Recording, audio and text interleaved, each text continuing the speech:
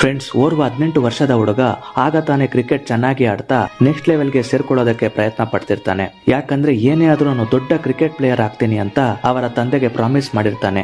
ಹೀಗೆ ಒಂದು ದಿನ ಡೆಲ್ಲಿ ಟೀಮ್ ನ ಪರವಾಗಿ ಕರ್ನಾಟಕ ವಿರುದ್ಧ ರಣಜಿ ಪಂದ್ಯ ಆಡ್ತಿರ್ಬೇಕಾದ್ರೆ ನಿನ್ನ ತಂದೆ ತೀರಿ ಹೋದ್ರು ಅಂತ ಆ ಹುಡುಗನಿಗೆ ನ್ಯೂಸ್ ಬರುತ್ತೆ. ಆ ಹುಡುಗನಿಗೆ ಏನು ಮಾಡ್ಬೇಕಂತ ಗೊತ್ತಾಗ್ತಿರಲ್ಲ. ಒಂದು ಅವರ ತಂದೆಯನ್ನು ಭೇಟಿಯಾಗಬೇಕು, ಇಲ್ಲವಾದರೆ ತನಗೆ ಸಿಕ್ಕ ಒಳ್ಳೆ ಅವಕಾಶಕ್ಕೆ ಆ ಮ್ಯಾಚ್ ನಲ್ಲಿ ಚೆನ್ನಾಗಿ ಆಡಬೇಕು. ಆದ್ರೆ ಆ ಹುಡುಗ ತನ್ನ ತಂದೆಗೆ ನೀಡಿದ ಪ್ರಾಮಿಸ್ಗೆ ಬದ್ಧನಾಗಿ ಸಿಕ್ಕ ಅವಕಾಶವನ್ನು ಬಳಸಿಕೊಂಡು ಆ ಪಂದ್ಯದಲ್ಲಿ ದಿಗ್ಭ್ರಮೆಗೊಳಿಸುವಂತ ಅದ್ಭುತ ಆಟವಾಡಿ ಎಲ್ಲರ ಮನಸ್ಸನ್ನು ಗೆದ್ದರು ನಮ್ಮ king run machine Virat Kohli.